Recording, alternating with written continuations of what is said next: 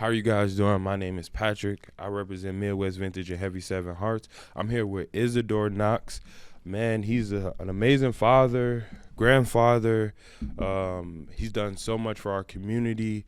I want to say a founder, not founder, but worked very heavily with the Southside Raiders, which for me, that's where I started for football.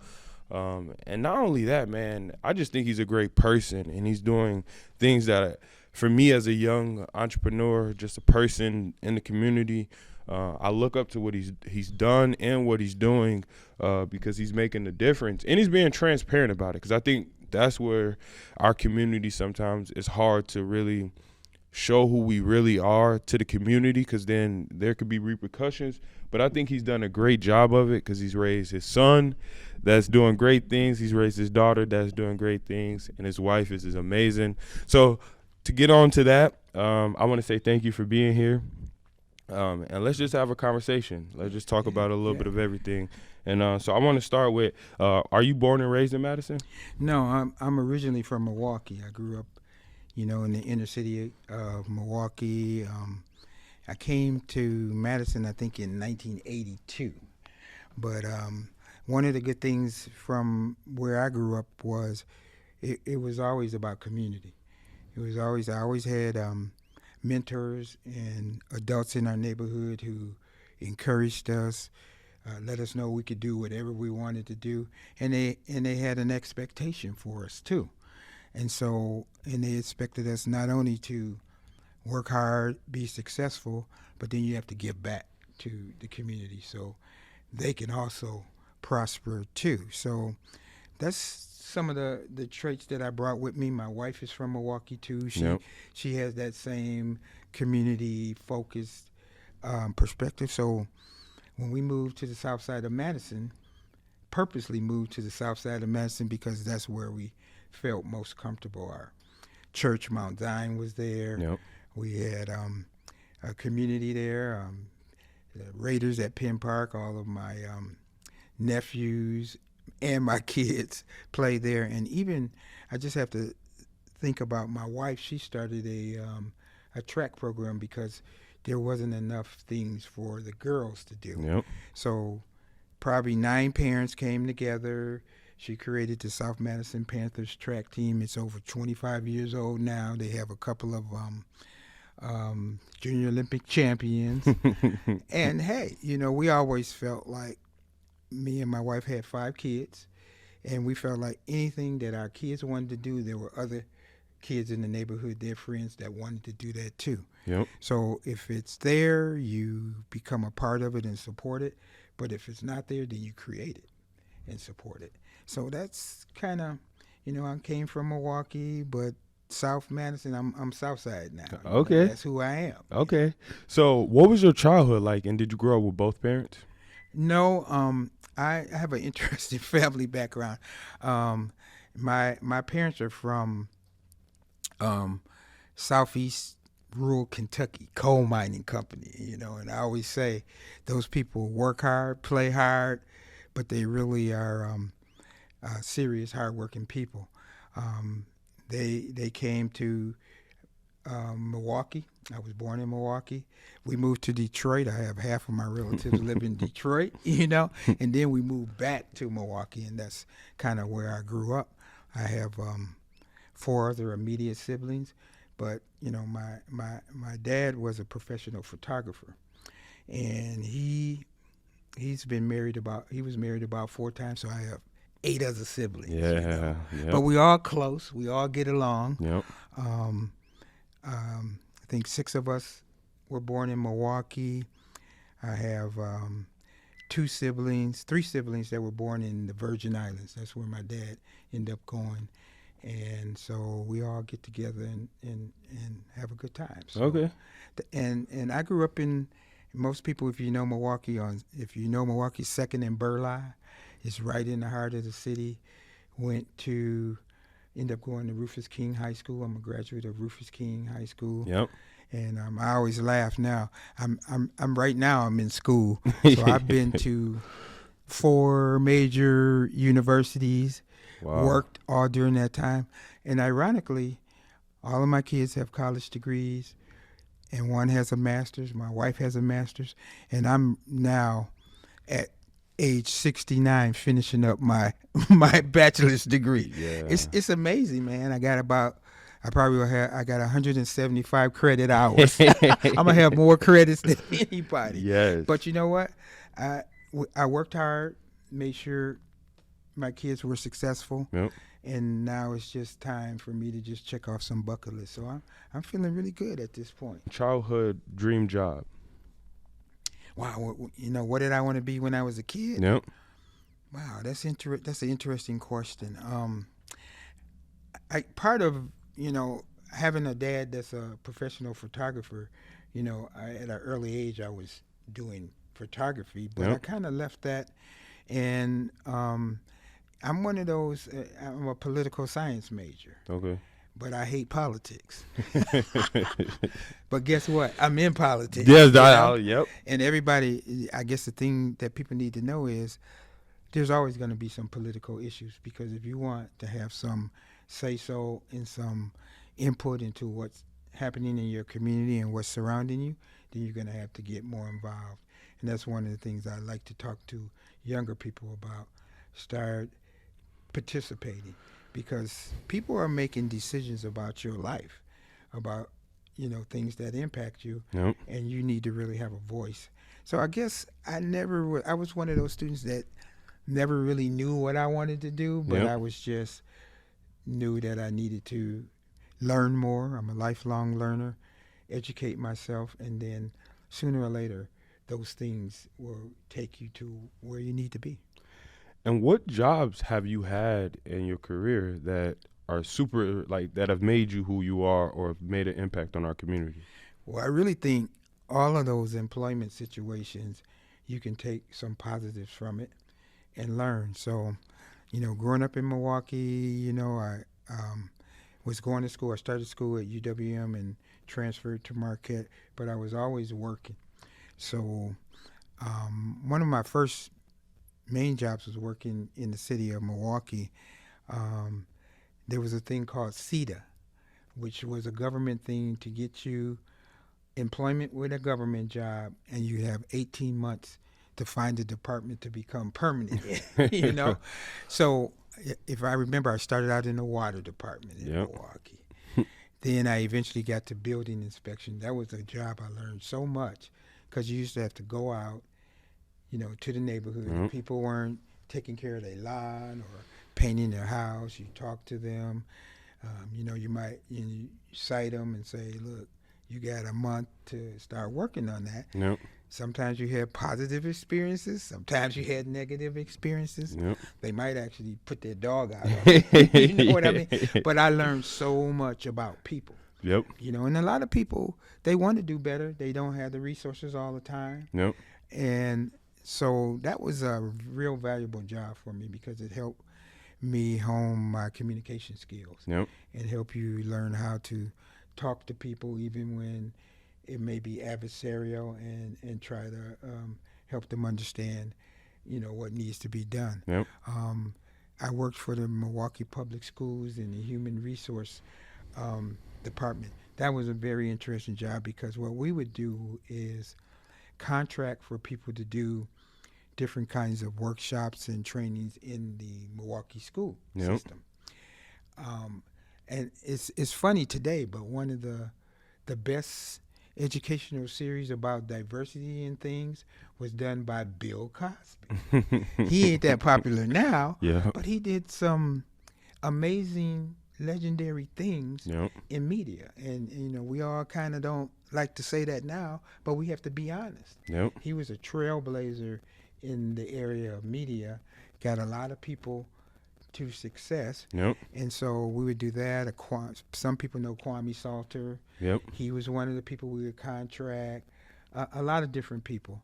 And so, again, that was an opportunity to have an impression on young people and help them navigate the school system that they were doing there.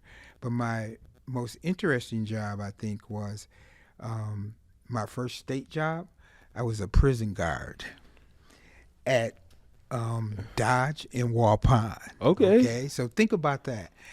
I think it was me. There's another person that lives here in Madison, Alvin Henderson. Okay.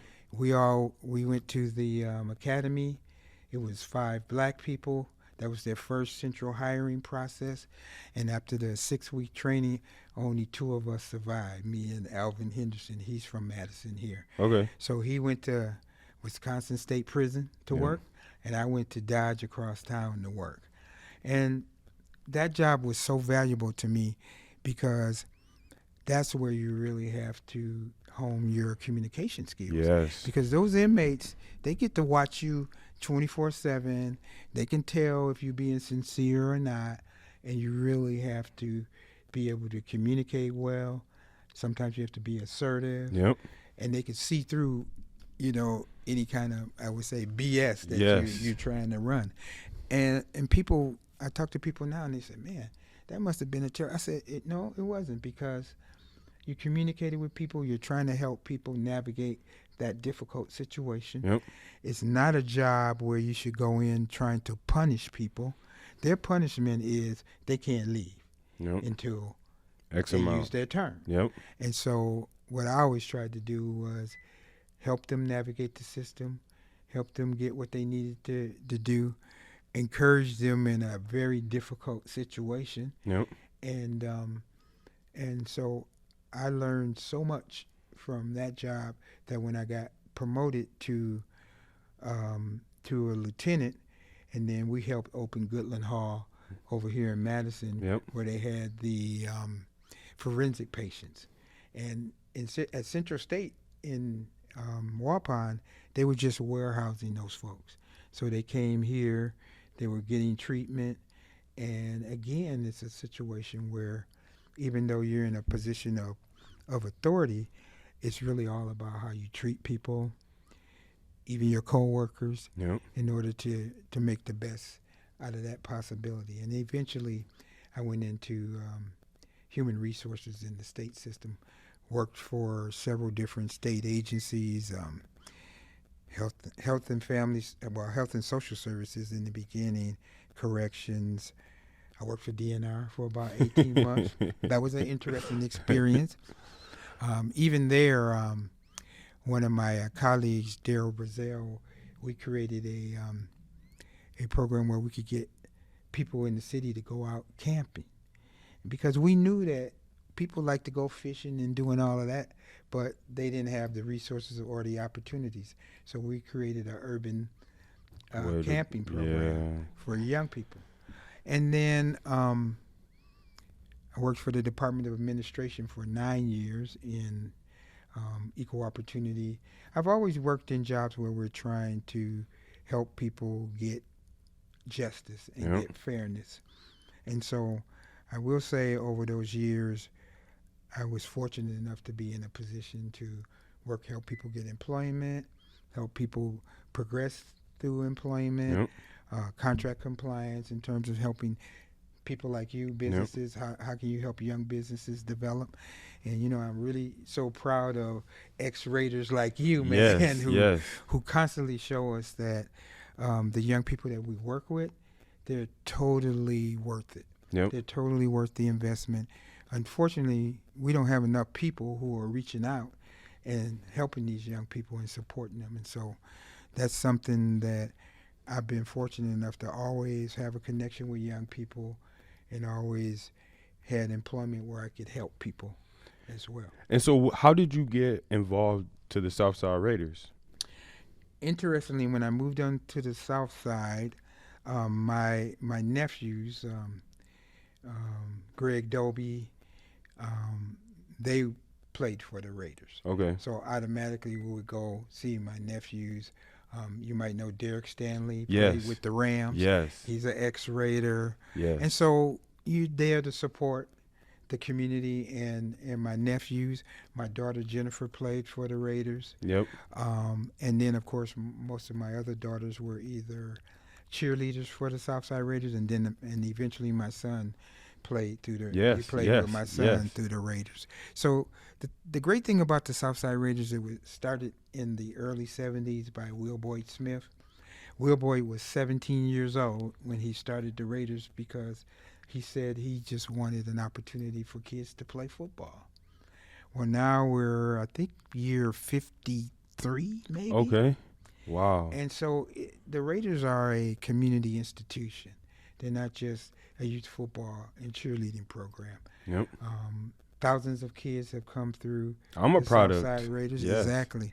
And one of my friends, Wayne Strong, passed Yes. a year ago. Yes. But we used to always sit and talk about. We love to celebrate the successes when we hear young people being successful.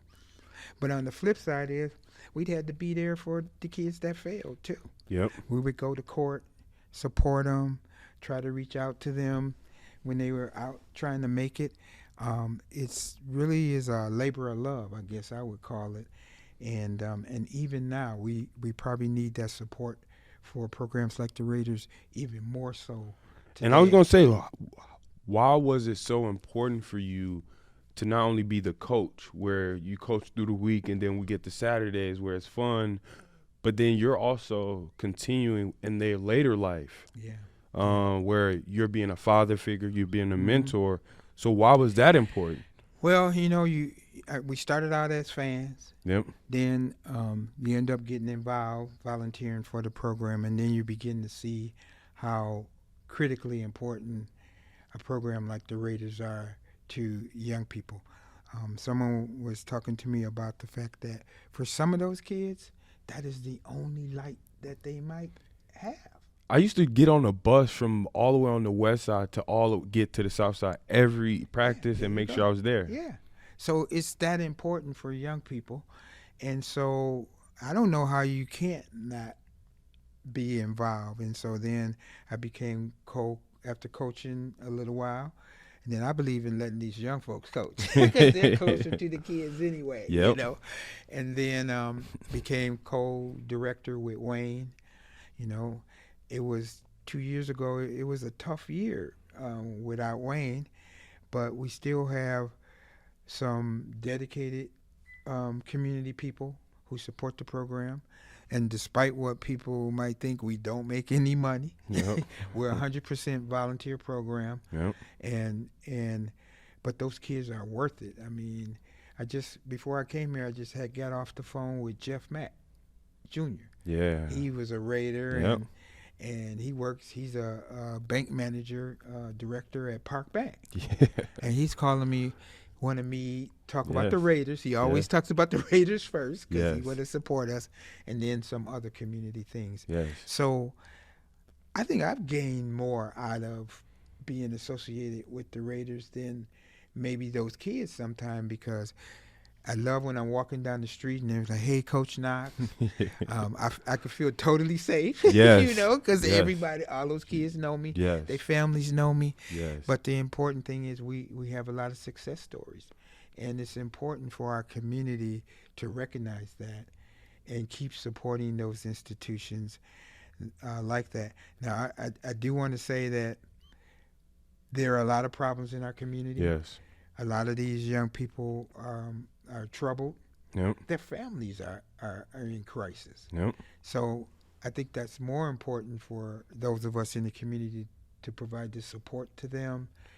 We're doing something with public health where we can start doing some sit-down support groups. Yep. Where we could talk about some of these issues. How do we keep our kids safe, our families safe, and our community safe? And it's a challenge. It really is. This video is sponsored by Heavy 7 Hearts. Everything is one of one or exclusive. Our mission is to change the world one trend at a time. If you go to our website, you will see Proud to Pay. This item is for all of our customers that want to support us in our mission. Thank you guys, and we appreciate you. And I believe it starts with like the Maslow theory, being like these kids' basic needs are not being met. So it's like hard. So say, for instance, for myself, losing a parent so young and then having to navigate life, and just with me, I was blessed to have a mentor, but a lot of people don't have that. They don't. So you don't get a lot of good information, and then you just trying to figure it out by just trying to survive. So sometimes you may be put in certain situations where it's like, man, it's environment. I got to survive. And that's the scary part, because then the narrative of a community or certain individuals is, oh, no, they're all bad. It's like, no, they're not all bad. They're just in bad situations and have to make the best of it. And so for myself, sometimes I feel a little like, man, how did I make it? Because I don't feel like I'm any different. I don't feel like I'm better than anyone. I truly believe I took advantage of the opportunities that was given to me. And coming back to Madison, I wanted to be a representation of, like, bro, I'm from the same place. Southside Raiders, Madison Spartans. I'm a product of that. But we really want to change the narrative, bro. I don't think a lot of things that we justify is cool. And I think it's certain individuals like us that got to be like, no, bro, you could go a different way. And it's cool to be different than what everybody think is cool. So I'm going to go into, what is something that you wish you knew in the beginning of your career that you know now? Well, the thing that you kind of talked about is I'm a product of a single parent family too, because my dad left when me and my twin sister were 1 years old. Yep. So I think it's just important that we create a safety net for young people in particular, so that they can have people to go to, people to bounce things off of, and try to make better choices. Because you're right, when a person is in survival mode, that's what they're doing, is surviving. But we need to put them in a position where they're thriving. And there are so many issues impacting young people today that we as a society could do a lot better with. I mean, you talked about going off to college and doing that, but how many of these young people have $80,000 debt for going to college? That's tough. And I do too. Yeah. And people are trying to, and even though the system is trying to correct that, well, I know, like with my grandson, I know a lot of young people that's like, they're not going to do that. No. So they're going to find other ways if they can learn, hands-on to do some things. It is, I try to steer them as well. There might be a apprenticeship program. Maybe you can work with somebody in a career you're interested in, and then, slowly reach your goals. But get back to your original question. I think my original question. What I really. What is something you wish you knew when starting your career that you know now? To be honest, I just think people need to believe in themselves. I think that's the hardest thing, is to believe in yourself. Know that no matter what that circumstance is, you can learn it and you can master it. But, a lot of young people don't get that reinforcement. Yep. They don't get those signals to say, yeah, you're valid, you can do these things. Everybody has some talent and ability. Yep. But we have to nurture that talent and ability. And I know growing up as a young person, you don't have your dad there. In your case, you don't have your mother there. Yep. You got to have somebody to be able to say, listen, you're valuable, you're worth it. You can move past some of your negatives and focus on your positives. And I think all these young people that's what those young people need to know. Yep. They need to know that somebody believes in them, but more importantly, they have to believe in themselves. Yep. And there's a lot of rejection in this world, but you gotta learn how to move past that and get up. Keep going. Knock you down, get up. It's sort of like football. Yeah. You gotta get up. Yep. And be ready for the next play. Yes. And I think that's important. I think that's the biggest thing. Self-esteem. Letting young people know we believe in you. You'll make mistakes. Yeah. We all make mistakes. Let's be honest. As adults, we make some big mistakes. Yeah. But you can recover from those mistakes too. Yep. And then you could be a better person. And then I think the other lesson I think that we all have to learn as a community is, stop hurting people, whether it's emotionally or physically. You need to support people. And if you can't, have a good relationship, step away. Yep. Move on. We have to learn that as a community, that we can't be destroying our community. We have to be willing to step back and move on, and then we'll get better for it. But that's a hard lesson because that's a generational thing. I think we are our biggest critics. We are. And it's sad, but at times it's like, man, you gotta stay focused. So my next question would be, what do you want to add to the community, or what is something that you want to leave as being your lessons for the community? Well, it's ironic that I'm a city alder again. I was in 05 to 07, but I've never aspired for that. Yep. It was just circumstances that presented itself that got me to that. I'm always working in the community. I serve on a lot of boards and commissions.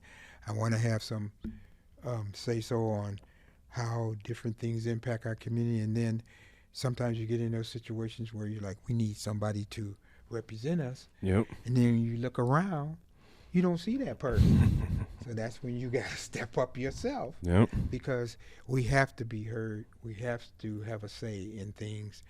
And so again, I find myself in that situation. Yep. And somebody had posed to me, I'm not going to mention this person, Yeah. saying, Yeah. it might be better for our community if some people who are in positions of authority would step back and hand that over. And I thought about that, and I said, yeah, but you know what? We have to be able to hand it over to somebody. We have to be able to hand it over and then trust Yep. that person is going to be looking out not for themselves, Yes. but for the community's best interest. Because there are a lot of people that are in this self-servingly. They really are. It's about them getting their name out, being somebody. Yeah. But how many people are in it to represent the people that are on a fixed income and are paying high taxes? Yeah. The young people who need a job because they want things too and are having difficulty getting a job. Yep. We have a whole lot of issues, and so that's what I'm into it for, to make sure that our community is being supported. That's youth, that's seniors, that's families. Yep. We need to make sure that we're looking out for our folks. Businesses, young businesses, they could develop. I mean, the biggest thing I think about is we need to support our young business people because they can't survive without our support. And if we're not willing to support them, don't complain later that we don't have enough this and enough of our own, because if we don't support it, it's not going to be here that long. It's too hard. So I like what you're doing. I just found out what you're doing. No, I know. And I'm not leaving this place without getting something. No. Because we need to support you, man, And I guess that's my next question. What would you say, or what information would you give to a young man that's trying to figure it out? You going to college is maybe a route. Maybe even taking in some traits or having some skills or things like that could be great. But I think as a young person, it's pretty confusing on what you're supposed to do. Because I don't have any kids, but I'm like, man, I aspire to be a father one day.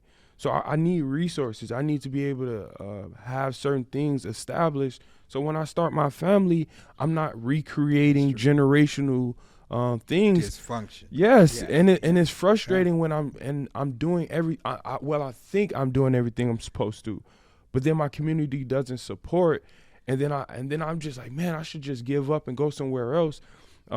As we speak, I'm struggling, but I can't do nothing about it. Right.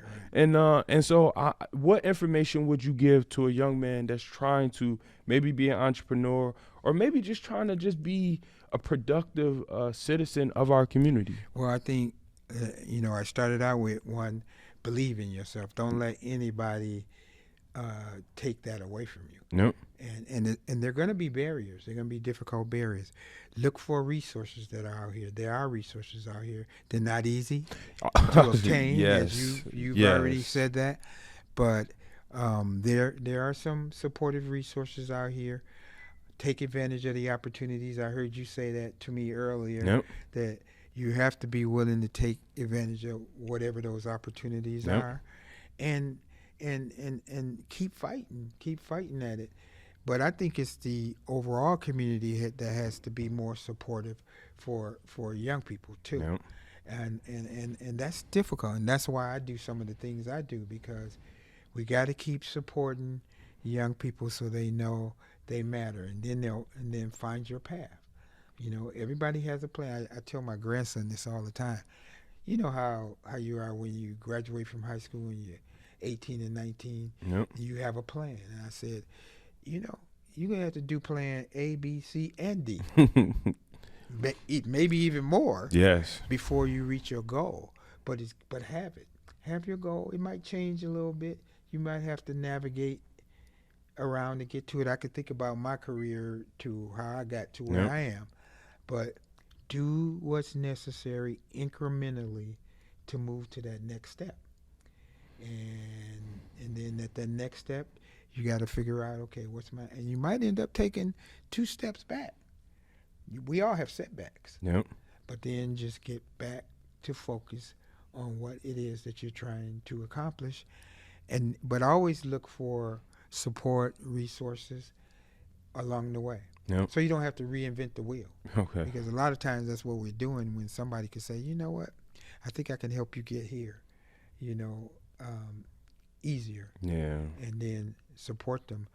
Depend on your family when you can, but you know, I always say this: you inherit your family, so you got to kind of mine through that. Yep. Who's the person that's really can support you or give you good advice, versus people are getting a lot of bad advice too out here, and there's a lot of I don't want to say, there's a lot of emotional trauma out here. Yep. And so we have to learn to work through that and recognize when, you know, I think one of the biggest advices that I would give a person is this: eventually you're going to have to cut loose some of your friends that are either holding you back, or they might actually be a negative influence on you. And that's tough to do, because you probably come up with those individuals, but you got to be honest with yourself. You got to sometimes help people, but sometimes you got to cut them loose so that you can realize your dream. Maybe you can help them at another point in time. So let's keep that in mind. Everybody that's next to you not necessarily trying to support you, you know. What skills have helped you become successful?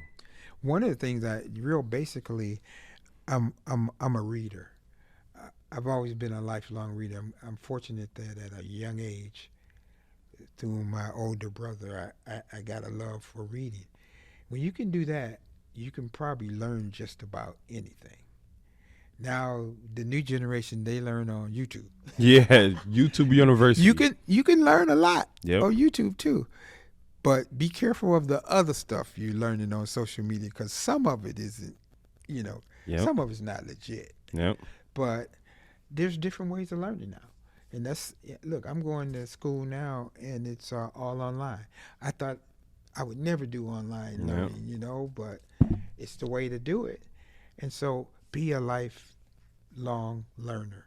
That's the key. There's always something else that you can learn, and it might be difficult, but if you stay at it, you can be successful.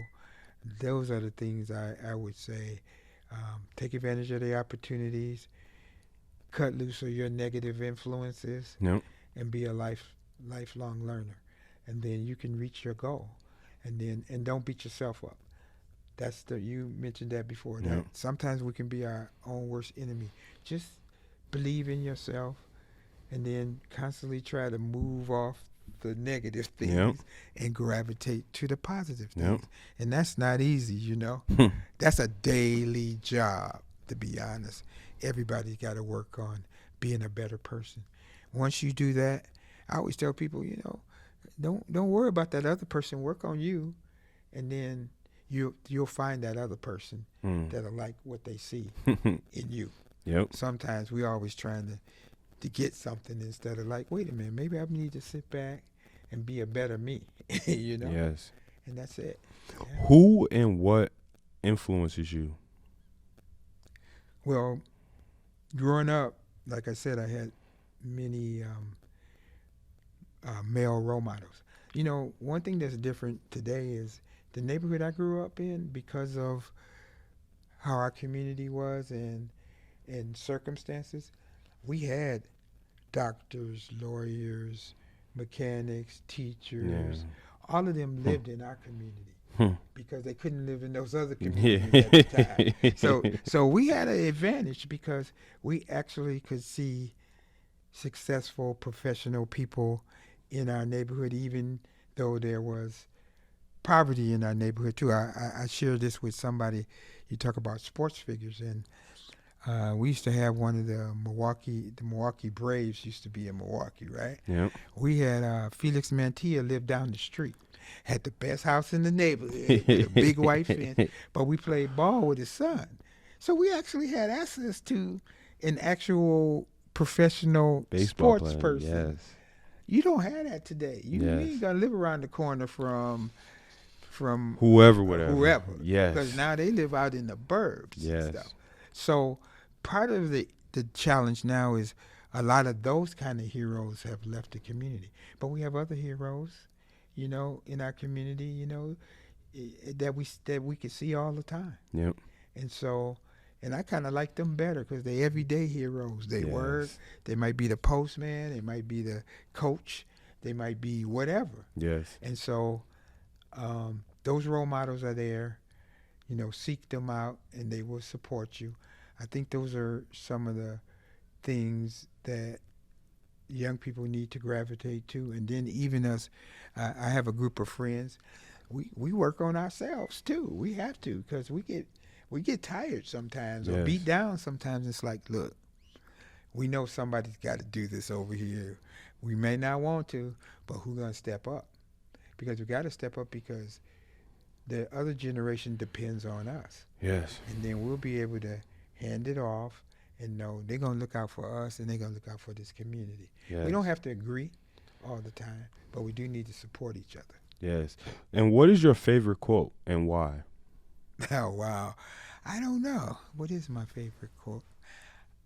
I don't even know how to answer that because I do a lot of I'm into a lot of American and Black history. Yeah. So there are so many quotes. I can't even think of one. I would just say, just be true to yourself. I think when you start lying to yourself, Yep. you're in trouble. Because then you start believing the hype, right? As I always say. So be true to yourself, Okay. and then you never can go wrong. You know how you can go into a room and feel like something's not right here. That's your little cue saying, okay, you know what, I'm out. You know, Yes. or you get, be true to yourself. If it don't quite sit right, then there's probably something telling you that you need to look this over a little closer, reevaluate it, because you need to be, in order to be your best creative self, you got to be in some comfortable space, Yep. safe and comfortable space. Most people don't realize that, and that's hard to find.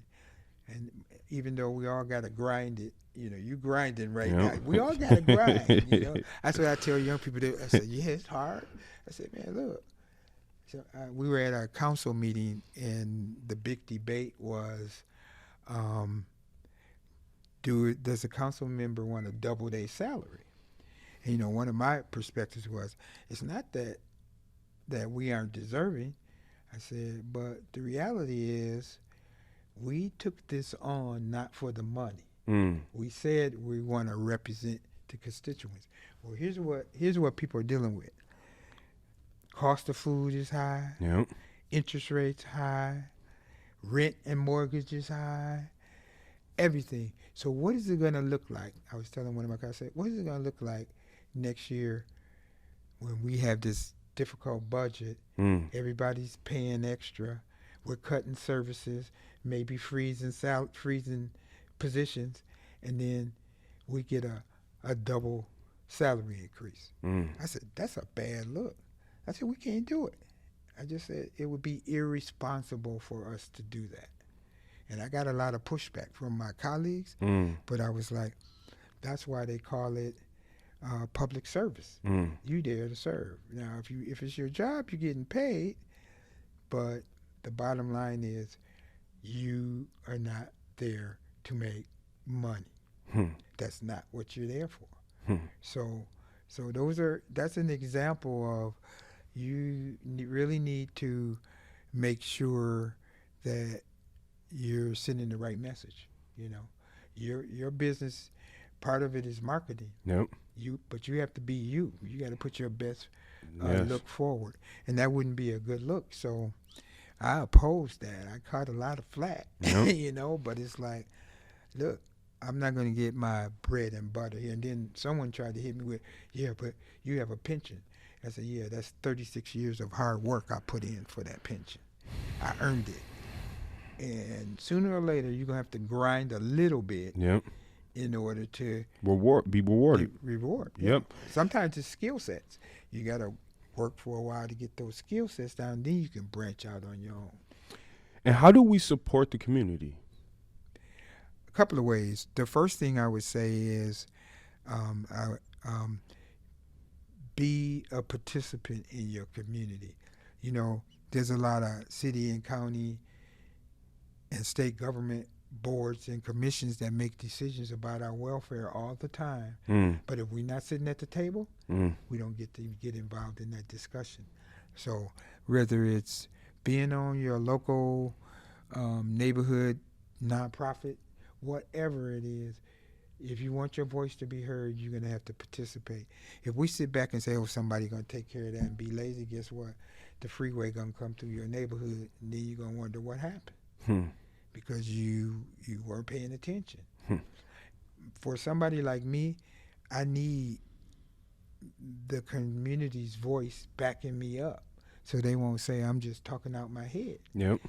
And they got to show up, call up, whatever to say this is because I'm going to always represent the voice of the people. But I got to hear it Yep. to know it. And then sometimes they got to call me on it. They got to keep me honest. You didn't have much interest in politics. What made you go into running for mayor? It's inevitable though. Yep. You politics is in everything. Yep. You got your business here, but somebody's gonna make some decisions on how your business is. Yep. They might make all kinds of changes. You got to pay taxes too. Yep. So I say I don't like politics, which I don't, but it's a necessary evil. That's what I would say. Okay. Because that's the only way that your voice, the community, my constituents' voice can be heard is if I'm raising their issue. And this year is going to be we got a $17 million projected deficit. Mm. And at the end of the day, we got to balance it, right? So that means just like you in your household, you have revenues and you got expenses. Now, when those revenues aren't matching with those expenses, that means you got to cut back something. Yep. Or figure out how you're going to raise more revenues. So when we think about that, then there are different. I tell them the budget isn't rocket science. Here it is: revenues and expenses. Mm. All right. On the one hand, they could say, "Well, we're going to do a referendum, and the property tax owners they're going to add $289 to their tax bill." Hmm. Okay, that's one reality which I don't think that referendum gonna pass because they gotta have a school board one too. You see what I'm saying? Yep. Or we could do the other side. The mayor can say, all right, that would mean 9% reduction in every agency's budget. What is that going to cost us? Are some services going to get cut? Are some positions going to get frozen? What's the implication of that? But either way it go, we got to find out what do we need to do to make that adjustment. Just like at home, okay, sorry, honey, we got to pay these bills. So either something got to go or we got to up the ante or something. Yes. So that's it. I think we're finna go into, and then the services are connected with that budget because we need childcare services. Yep. We need bus transportation. Yep. We need roads that don't have potholes in it. Yep. There's a whole lot of housing. The Yes. biggest affordable housing. See, here's the catch. We are short on the housing. Yes. So what does that mean? The less housing we have, the more people pay for Pay. housing. Yes. Not just mortgage, rent too, because Yes. those property owners are going to have to up their rent to pay their mortgage. And that's why I love Julian Walters. Yep. He's a product Yep, of he Southside is. Raiders. He's doing a And nice project on the Yes. south side. Yes. Yeah. And so I would say, what is your top 3? What is your favorite 3 books? Wow, my favorite. Man, I read so many Or it books. could be helpful for a young person. You know, the one thing I like to read biographies about people who have been successful, because in sharing that gives you some insight. So Frederick Douglass is one. He's a self-made man. This dude was a slave and educated himself and became one of the top orators of his time. Yes. Man, that's hard. That's a bit hard, you know. So I read a lot about people Okay. who could share that. You know, obviously a lot of people read Martin Luther King, Yep. different things, Malcolm X. Yep. Marcus Garvey is one of my favorite people because he understood economically what black folks needed to do. They sold him out, of course. That's what we do. Yeah. So you see what I'm. So I do. But I read a lot of things, mostly, you know, Black history stuff. But Yep. unfortunately, with school, I've had to put my leisure reading aside. Yeah. June 2nd, I'll be done, and I get back to. I got so many. I'll tell you. Recently, I got a book, and there's a movie. What's this movie called? Hold on. I just went and saw the movie that came out. But the good thing about the movie, I'll tell you the name of it in a minute. It's not so much about race. It's about caste systems. About everywhere in the world, somebody's creating a society to put some people down here. Yes. And then it's a hierarchy. Yes. And that, I'm going to tell you the name of that book. She wrote the Isabel. Here, let me hold on. I'm gonna tell you who she is. But the good thing about that book is, we really have to learn about how our society is laid out, and then what are we gonna need to move up out of these caste systems that try to hold us down? Yep. Because they like a system where there's always somebody on the bottom, you know. And if you could create a system that don't allow them to move up, then the people at the top are going to be the ones who benefit. Yes. So, but here, I'll look at this. But I read all the time. I just don't have the time to do the leisure. Origin is the movie. Origin. Okay. And the book is, you know, I haven't even read it yet. But just seeing the movie, I know the book is good. Yep. And it's about worldwide caste systems. You know, we all get caught up in the term race all the time. Yep. But it goes beyond that. There's always somebody that want to keep you down as opposed to letting you rise up. And I was watching something the other day, and they were like, people will always worry about what they will lose if we have a totally fair society, but they never talk about what they will gain. See, in a real fair society, all the boats float, right? But somebody is so worried about, I'm going to lose some of what I got, so I got to keep pushing this person down. And we got to get above that. We got to get above that. Now, what was your... My question was, if you had 10 seconds to talk to the people, what would be your message? My message would just be, believe in yourself, love, and work hard. If you do those things, you'll succeed. And then the other thing is, gravitate away from the negative. Because if you get caught up in it, it's going to drag you down with them. And that's how I try to live my life. You know? Okay. Try to focus on the positive, work hard, love, and believe in yourself. Those are the things that are going to sustain you one way or another, Mm. you know. And if we do that, I think we can make it.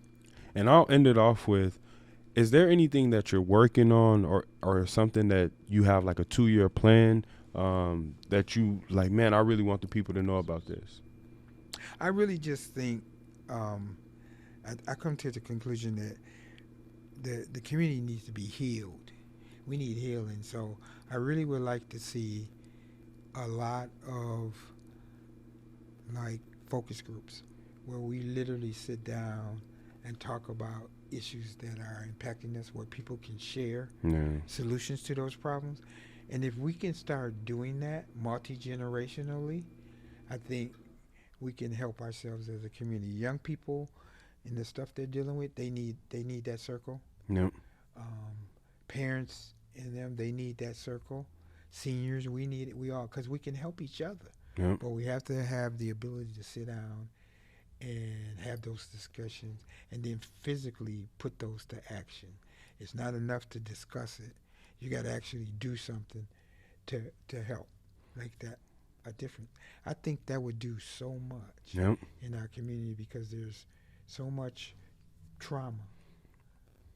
And it can get worse if we don't sit down and address it. There are people who are, like you said, surviving Yep. in survival mode and don't even realize the damage that they're doing, Yep. not only to themselves but to their families and things. Yep. But maybe if they knew, and if they knew somebody cared about them that could help them be better, Yeah. then we all can get better. That's something we haven't touched, and we really need to do. I see that with the Raiders. You know, it's amazing what you see, Yep. and then you're like, okay, we can do this, but we can't do it better unless people are all willing to say, this is so important. This institution is so important to us that we can't afford to jeopardize it because of a incident or a situation. Yep. We got to help those people so that they can be part of the family. That's Yes. what I like to say, that Raider family. And I want to piggyback on the idea that you had being as entrepreneurs and just people of the community. If we came together and chose a business a week or a month and we all went there to support them, Yep. that would do so much of a difference because then we go to the next business and we do the same thing. And this becomes a cycle where our money stays in our economy, being in our in our community. And so we can grow. That's resources that can help our community. And so that's where when you said that, I was like, man, that's such an amazing idea. So you guys are hearing that from us to the Black Chamber of Commerce. we laying it here. Yes. Friday Black Business Focus. Every Friday, find one to focus on. We'll all the community come and support them. Now we done learned about a business. Next Friday, we got another business we didn't know about. Yes. I think we can do some things that can help support these businesses and get them on the radar screen. Yes. You know, we got businesses popping up all over the place, but it's hard for them to get their word out. Yes. You know, And we need a headquarters for the Southside Raiders so that we can acquire more resources, being the equipment, the Penn Park, for us to have the equipment to keep it maintenance and all of that. So that's the stuff that I want to see, man. we struggle every year, you know, because we're not turning any kids away. Yes. That's been our motto, and we just have not done that. But every year, people support us. But why should we have to go through that every year Yes. when we could have somebody underwrite us? Yes. But every little bit helps. But to be honest, I kind of like the fact that people can just donate to us, because if it's coming from the community, I don't have to worry. Yeah. It is the community. So just don't forget about us. We'll start putting some things out soon. We already launched our registration, Yes. so people can start registering. But we don't want this community institution to go away. No. And We they need need it. the resources just as any small business. So if we work together, I think we can make a difference, because the kids need leaders, they need mentors, they need people of the community that they care, and they showing they caring by their actions. So thank you for having me. My name's Patrick, and I represent Midwest Vintage. This is Isidore Knox. Please support Southside Raiders and just the community in itself. So thank you guys, and have a great day.